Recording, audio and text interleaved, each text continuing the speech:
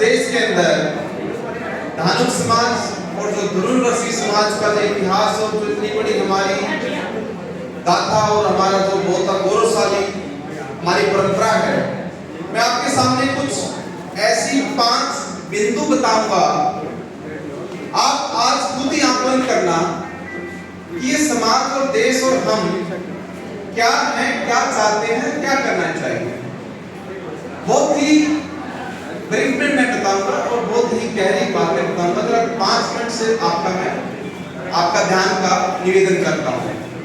देखिए, एक तरफ भगवान बुद्ध हैं, एक तरफ कबीर साहब हैं, एक तरफ बाबा साहब अम्बेडकर हैं, एक तरफ भारतीय संविधान है, एक तरफ आपके राजनेता हैं, पॉलिटिकल लीडर्स, एमएलए, एमपी हैं।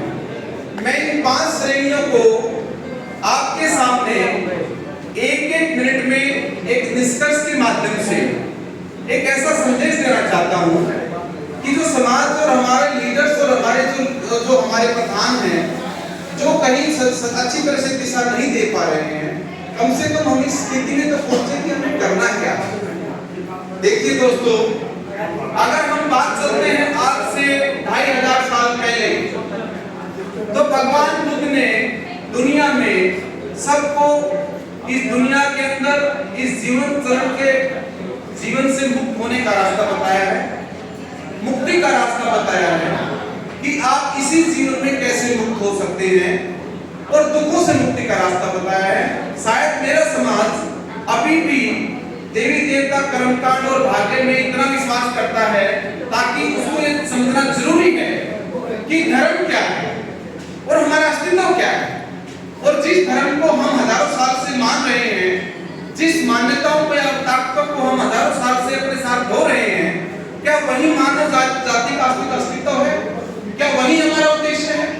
तो मैं पहले बुद्ध को बताना चाहता हूँ कि हजारों साल से दुनिया में क्रांति हुई, जो शांति से क्रांति हुई और जीवन में व्यक्ति की मुक्ति का रास्ता बताया, जिसको भगवान ने निब्बाण बताया। उसके बाद कबीर साहब आते हैं, जो आपको अंधविश्वास, पाखंड और आखंड और निर्भय होकर दुनिया में वो अलग जगाते हैं, जो हर एक इंसान को जागृत करने की अवस्था में आपको जगाने की कोशिश करते हैं। ये दुनिया भर की जो आपके अंदर मिथ्याएं हैं, जो आपके अंदर मानसिक गुलामी है, जो बाहरी दुनिया में आपके अंदर डर है, जो हजार तरह के आपने एक कर्म कांड के माध्यम से अपने आप को गुलाम बनाया हुआ है, मानसिक सांसारिक तौर से आप गुलाम हैं, आप भौतिक और आर्थिक तौर से अपने आप को गुलामी में जो है ना धीरे धीरे करके और ज्यादा गुलाम करते जा रहे हैं। कबीर साहब ने उसके लिए अलग जगाया। उन्होंने एक व्यक्ति को जगाने का रास्ता बताया कि एक व्यक्ति कैसे जग सकता है। अब हम आते हैं बाबा साहब के, जिनके जन्मदिन पर हम आज बैठे हुए हैं। बाबा साहब ने कहा, एजुकेट एंड ऑर्गेनाइज।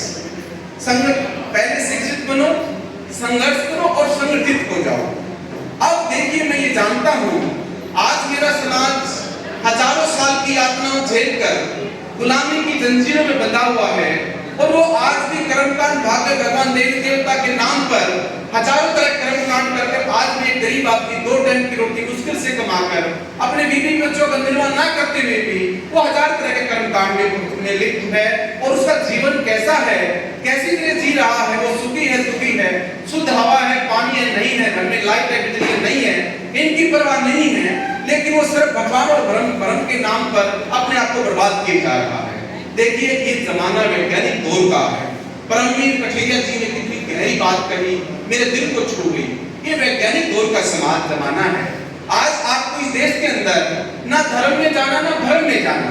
आज आपको इस देश के अंदर भारतीय संविधान के माध्यम से, जो बाबा साहब ने आज आपके लिए गीता, कुरान और इस देश के सबसे बड़े बड़े जो ग्रंथों से बड़ा ग्रंथ है, जो इस देश के अंदर का राष्ट्र का ग्रंथ है, भगवान का जो आपके लिए संविधान, जो धर्म होना चाहिए, क्योंकि धर्म वो होता है जो व्यक्ति को आजादी देता है, जो स्वतंत्रता देता है, जो आदमी की जरूरतें पूरी करता है।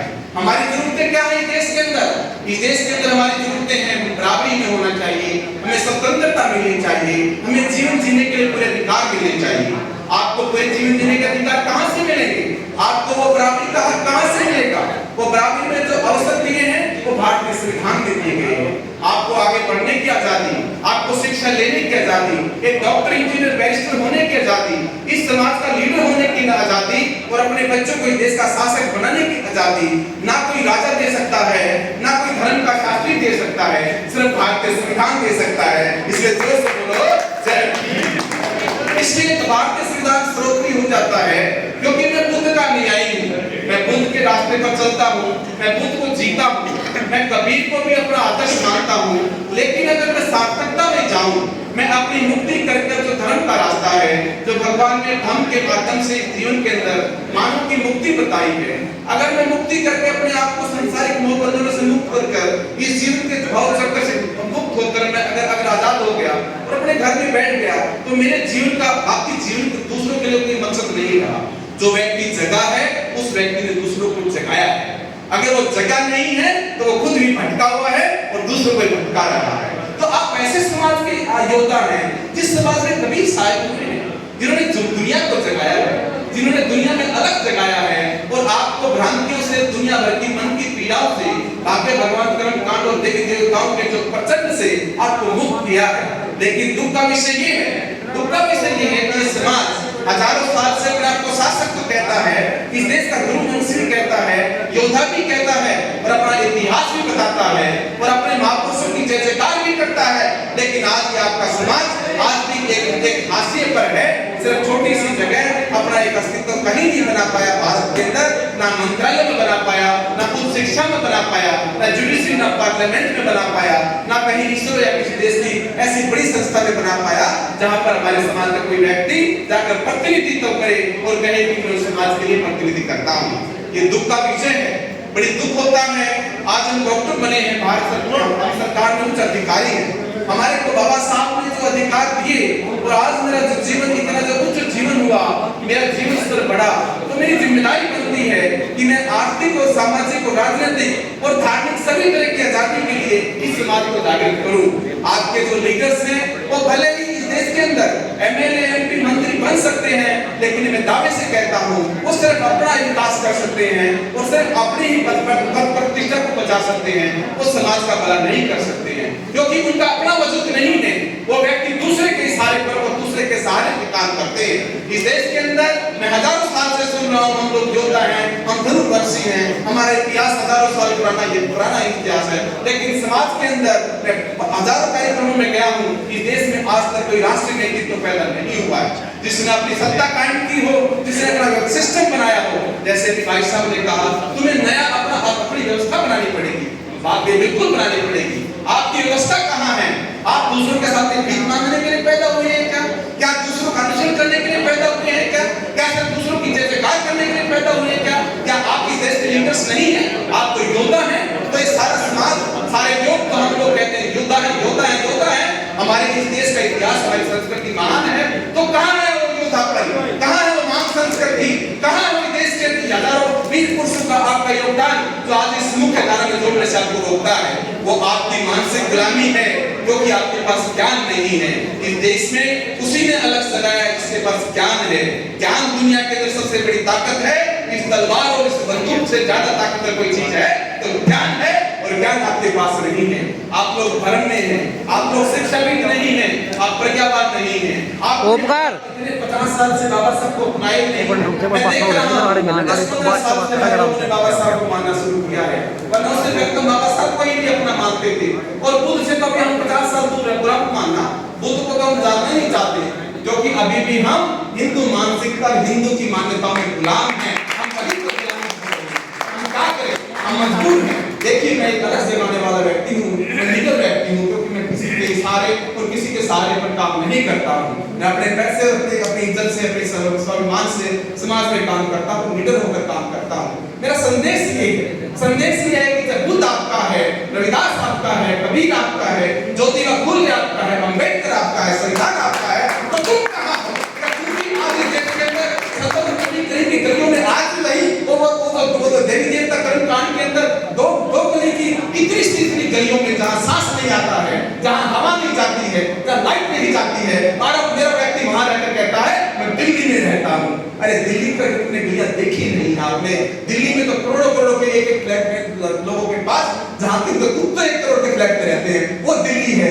मेरा व्यक्ति 2 कमरे की गली के ऐसे घर में रहता है, ना सांस नहीं है, हवा नहीं है, पानी नहीं है, जब मानवीय अधिकार नहीं है, और कहता है मैं शासक हूँ, मैं दिल्ली का राजा हूँ। अरे ऐसे नहीं धर्म में रहना चाहिए। भारतीय संविधान को जानो, अपने बच्चों को शिक्षित करो, इस देश की मुख्य धारा के लिए लड़ाई लड़ो, अपना अस्तित्व बनाओ, अपने आप की लड़ाई आपको स्वयं लड़नी पड़ेगी। तुम्हारी लड़ाई कोई और लड़ने वाला नहीं आ सकता। आप अतः दीपभाव जब तक नहीं करेंगे, भगवान बुद्ध के विचारधारा के अंदर नहीं आएंगे, अपने महापुरुषों की विचारधारा के अंदर नहीं आएंगे, भारतीय संविधान को जन जन तक नहीं पहुंचाएंगे, भारतीय संविधान की एक एक लाइन को, इस बच्चे बच्चे को, समाज को नहीं जगाएंगे, कल्याण करने वाला कोई और नहीं आने वाला। आप भूल जाना कि तुम्हारा कल्याण कोई और मंत्री, कोई पार्टी, कोई तुम्हारा दूसरा भाई कर देगा। तुम्हारा कल्याण तुम्हें स्वयं ही करना पड़ेगा। लेकिन सवाल ये है, दुख की बात ये है कि ना तो मैं जानना चाहता और ना मैं बदलना चाहता। मैं नहीं सुनना चाहता। डॉक्टर साहब आपकी बात अच्छी है, अच्छा ही, लेकिन मजा आ गया, लेकिन यहाँ से बात जाते ही पल्ला झाड़ के, और वही कर्म कांड, वही देवी देवता, वही भाग्य भगवान। बोलो जय भीम। दोस्तों बड़ी गहरी बात मैंने आपके सामने रखी है। दिल में दर्द है, दिमाग में बहुत बड़ा तेज और एक बड़ा ही एक क्रांतिकारी विचार है कि समाज कहाँ जा रहा है।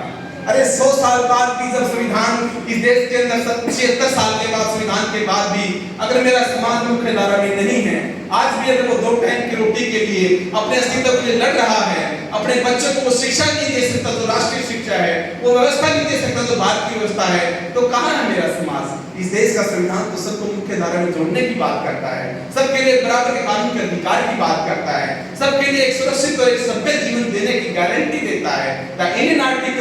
The Article 21 of the Indian Constitution gives the rights, fundamental rights of the right to dignity। आपको डिग्निफाइड लाइफ की गारंटी देता है भारतीय संविधान, और डिग्निफाइड लाइफ में आपके बच्चों की फ्री शिक्षा, चिकित्सा, रोजगार, स्वच्छ हवा, पानी, शुद्ध घर और आपकी सुरक्षा और नौकरी आती है। ये भारतीय संविधान की जिम्मेदारी है, ये इस देश की इस देश की सरकारों की जिम्मेदारी है, और भारतीय मूल नागरिकों की ड्यूटीज है कि हम इस संविधान को माने, इसको पढ़े और आगे बढ़े। अगर तुम वास्तव में बाबा साहब की जय जयकार करना चाहते हो, तो आज आपको भारतीय संविधान के बारे में जानकर इस देश में अलग लगाना होगा। 10, 20, 50 लोग ही सही, अगर आपके दिमाग में किसी के भी सही बात अगर घर कर जाती है, तो भगवान बुद्ध से बड़ा इस दुनिया के अंदर कोई ज्ञान नहीं हुआ, कबीर से बड़ा कोई दुनिया के अंदर क्रांतिकारी विचार नहीं हुआ, और बाबा साहब से बड़ा इस दुनिया के अंदर कोई विचार नहीं हुआ। और पता नहीं कितनी बड़ी व्याख्या कर सकता हूँ और समझा सकता हूँ, बुद्ध के ऊपर मैं 1 घंटा बोल सकता हूँ, कबीर पे बोल सकता हूँ, लेकिन मैं समय नहीं देना चाहता। मैं बाकी अतिथियों की भी और आप लोगों के समय की व्यर्थ को इम्पोर्टेंस को देखते हुए मैं चाहता हूँ भगवान को विराम दूं, लेकिन मैं ये संदेश जरूर देना चाहता हूँ कि कोई रास्ता अपना ढूंढिए, अपना रास्ता तो ढूंढिए। आपका रास्ता कहाँ है? सब भटके हुए लोग हैं, किसी को कुछ पता नहीं जाना कहाँ है। अरे अगर कुछ नहीं पता तो कम से कम इतना तो मान लो, इस देश का ओरिजिनल इतिहास बौद्धों का है, इस देश की ओरिजिनल संस्कृति नाथ वंश की है, इस देश का असली संत महापुरुष कबीर और रविदास है, इस देश का असली सिंबल ऑफ भगवान बाबा साहब डॉक्टर अम्बेडकर है। अगर वो कुछ नहीं तो यही अपना लो, इन रास्ते पर चलकर तुम्हारा कल्याण हो जाएगा, तुम्हारा जीवन सफल हो जाएगा, तुम्हारे बच्चे शासक बन जाएंगे। इन्हीं सब बात सब मंगल का अनुसार आपका सबका धन्यवाद। आप सबका मंगल हो, आप बहुत डॉक्टर साहब थैंक यू वेरी मच, आपका अभी आभार।